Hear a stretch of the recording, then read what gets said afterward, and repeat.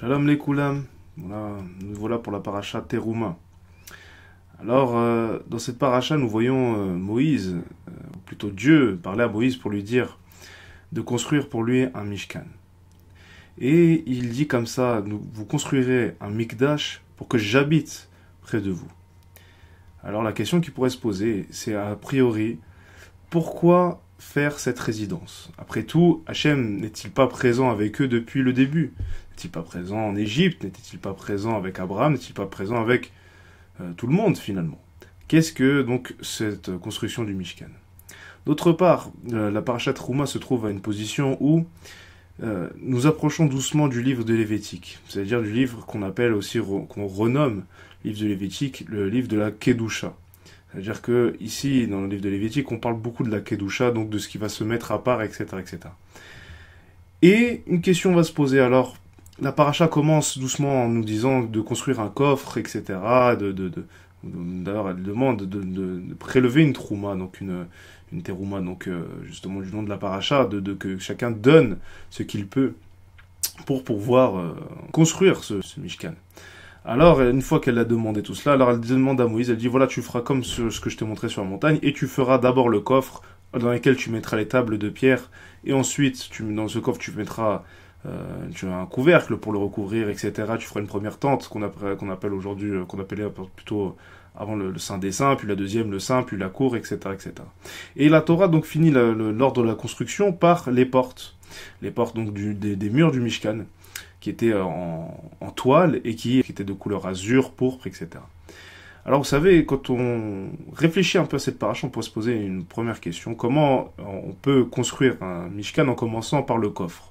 C'est-à-dire que si nous voulons construire quelque chose, on commence normalement par les bases, c'est-à-dire les murs, et ensuite on construit le reste. Mais c'est que la Torah a été édictée par Hachem à Moïse pour nous apprendre une chose. Ce n'est pas que le plan de la construction, c'est surtout un apprentissage pour nous. Vous savez, cette paracha Teruma, des fois, elle peut être un peu déroutante. Parce que ici, on parle de mesures, on parle de quantité, de matériaux, qui parfois peut sembler un petit peu, on pourrait dire comme ça, qui a priori s'écarterait du sujet, et on rentre dans quelque chose de très matériel pour une religion qui se veut, on va dire, qui parle de spiritualité. Alors comment on peut parler ici de la matérialité? Alors, vous savez, quand on parle de couleur, puisque la Torah finit justement en parlant de la couleur, donc la porte qui est de azur et pourpre, et rouge en même temps. Et quand on parle de couleur, on parle forcément des yeux. Pourquoi? Parce que on ne peut percevoir la couleur que par les yeux et la lumière. Je ne peux pas percevoir la couleur ni par mon toucher, ni par mon odorat, ni par quoi que ce soit. C'est-à-dire que la couleur est intimement liée aux yeux, forcément. Pourquoi commencer sur le coffre qui va donc protéger finalement les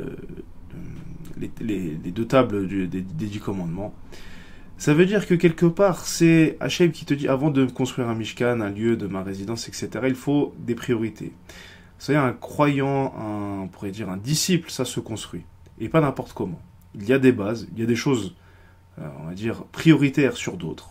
Dans toute la Torah, c'est comme ça, il y a des choses prioritaires sur d'autres, au point que si une mitzvah plus importante se présente devant une autre mitzvah moins importante, on fait d'abord la mitzvah la plus importante, et ensuite, on fait, si on a le temps, ou enfin, l'occasion, etc., on fait la deuxième mitzvah. Mais il y a des mitzvot qui sont donc prioritaires. Des mitzvot qui sont plus graves que d'autres et des mitzvot qui sont plus, on va dire, plus importantes que d'autres.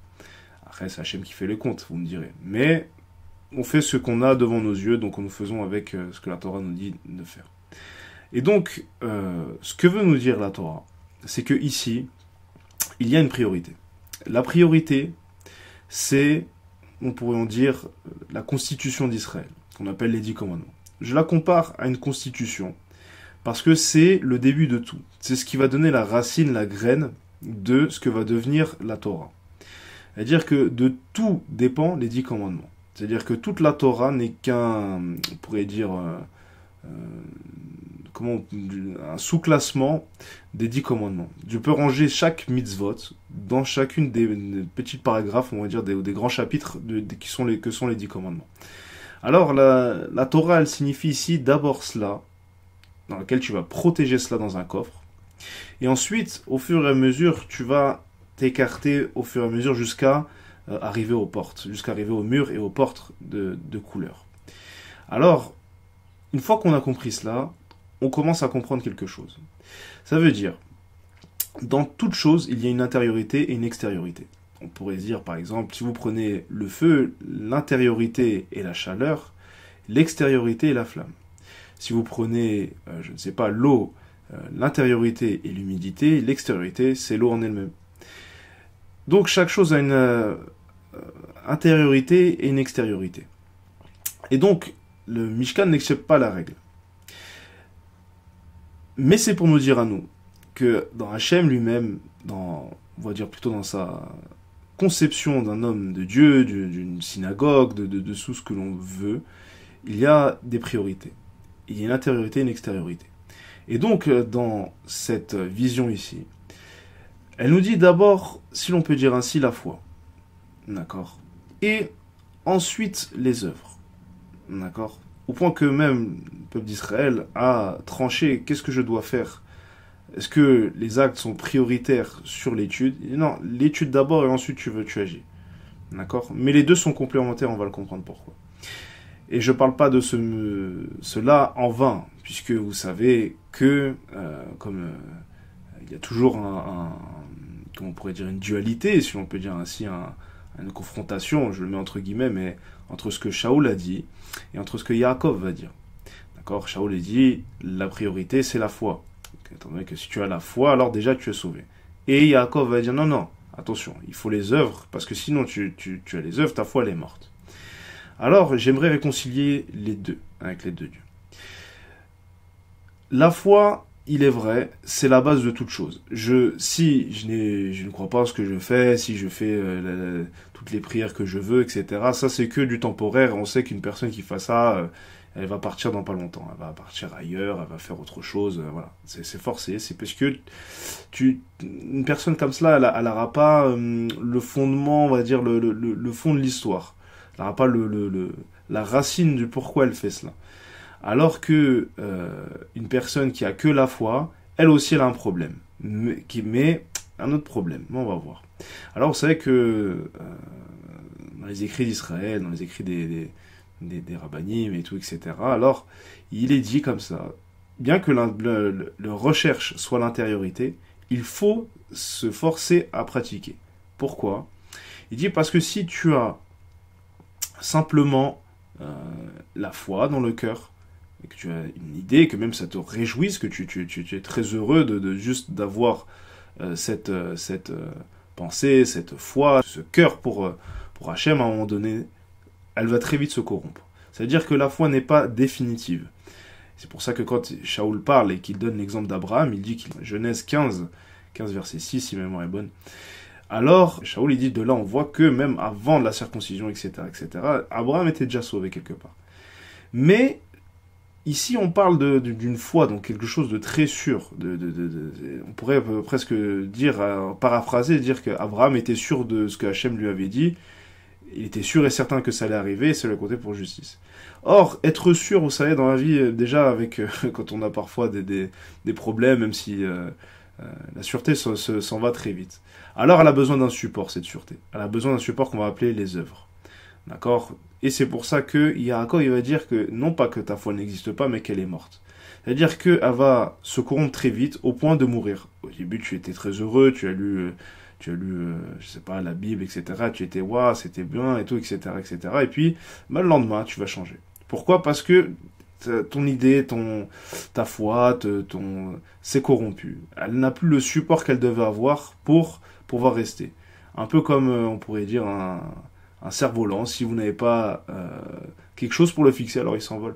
Il va loin et vous ne pourrez plus jamais le rattraper. Mais il lui faut donc un support qu'on appelle donc les œuvres. Et c'est ce que veut nous montrer la paracha. C'est-à-dire que si vous réfléchissez bien et vous lisez bien cette paracha-là, bien qu'elle puisse être, comme je vous ai dit, un peu déroutante comme ça à première vue, tous les matériaux les plus beaux, les meilleurs matériaux, l'or, l'argent, etc., n'ont été utilisés uniquement pour l'intérieur. Ça veut dire que l'or, etc., est utilisé pour le coffre, etc. Et tout ce qui était donc des tissus ont été utilisés pour l'extérieur. C'est-à-dire que le pourpre, la couleur, etc., etc., ont été faits pour l'extérieur. Mais, vous savez, ce qui rend également l'or si important, si estimable aux yeux des hommes, c'est aussi parce qu'on la voit. C'est parce qu'elle brille. Et donc, la Torah veut nous dire ici que Hachem se soucie aussi de l'extériorité.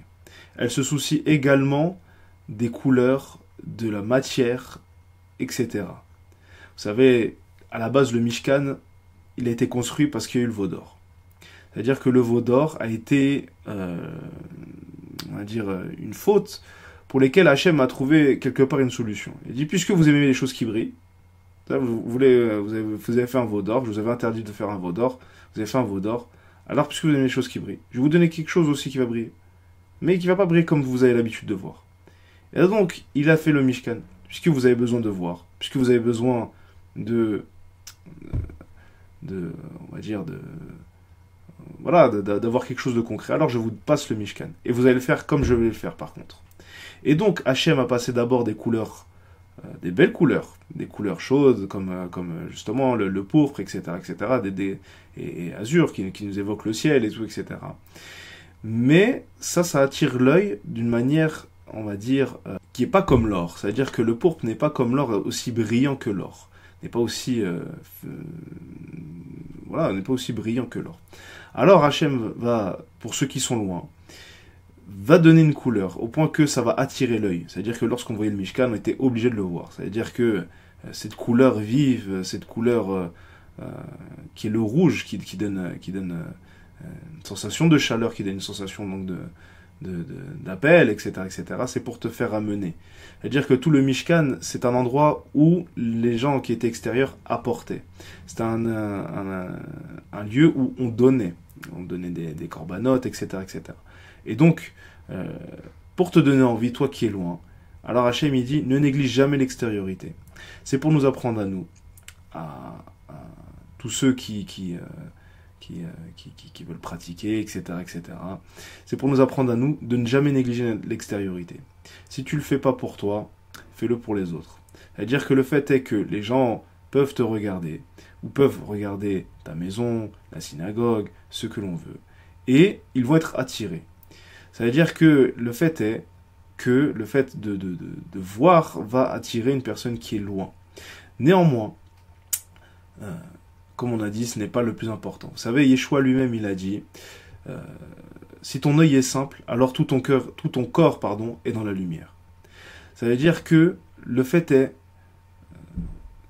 d'avoir un œil, que l'on pourrait dire, qu'on n'attend pas ici des choses extraordinaires, mais que l'on veut approcher au fur et à mesure, et que plus l'on se rapproche et plus on voit des choses belles, mais qu'on ne se dit pas je veux ça, cela, d'accord? C'est parce que quand on exige de voir, alors on est plus simple. Alors que lorsque l'on voit qu'on est tiens, c'est marrant, je rentre, je sais pas, j'aime bien, alors on a un œil simple ici. Et qu'est-ce que veut nous apprendre donc le Mishkan? C'est que plus nous entrons dans le Mishkan, plus c'était beau. C'est-à-dire que c'est l'inverse de l'idolâtrie. L'idolâtrie va vous présenter quelque chose de merveilleux, de très beau à premier abord, mais vide à l'intérieur. Il a tout donné dans l'extériorité. Voilà, si on peut dire ainsi, il a tout donné dans l'extériorité. Et lorsque vous entrez, c'est vide, il n'y a personne, c'est pas chaleureux, voilà. Tandis que le Mishkan, c'est l'inverse. C'est chaud d'abord, effectivement, on voit quelque chose de plutôt beau, et plus nous approchons, plus c'est de plus en plus beau. C'est une parabole, si l'on peut dire, ainsi, aussi du croyant, d'une synagogue, etc., où plus nous entrons dans l'intériorité, plus nous connaissons les gens, et plus c'est beau. C'est-à-dire que nous ne misons pas tout dans l'extériorité, même si il en faut un peu, mais plus une personne va venir et qui va être attirée par cet œil simple, alors tu peux être sûr que cette personne-là sera une bonne personne. C'est-à-dire qu'elle n'exige pas de te voir, je sais pas, avec, je sais pas, j'ai pas de nom de marque, mais qui exige une marque spécifique, mais qui va dire, bon, quand même, tu es bien habillé, ou je sais pas, tu présentes bien, tu parles bien, etc., etc. Et ensuite, quand elle arrive, elle va creuser un petit peu plus. Alors, qu'est-ce que tu veux en plus, enfin, pourquoi tu es là, etc., etc. Et puis, tu lui montres que, voilà, tu as de l'amitié, tu as du cœur, etc., etc. Alors, plus ça va aller, plus ça va rentrer, et plus il va être magnifique, plus ça va le magnifier. C'est pour ça que Yaakov, il va dire, donc l'apôtre, il va dire donc dans son épître, au chapitre 2, à partir du verset 14, jusqu'au verset 26, il va dire que euh, toute la Torah, effectivement, toutes les œuvres, pardon, va être pour fortifier cette foi-là. C'est-à-dire que tout ce qui est extériorité, tout ce qui est de manière à démontrer, est pour fortifier cette foi-là, c'est-à-dire l'intériorité. Voilà, j'espère vous avoir donné l'envie de marcher avec le Seigneur, avec le Père Tout-Puissant, et que Dieu vous bénisse à tous. Shalom, Kol Tov.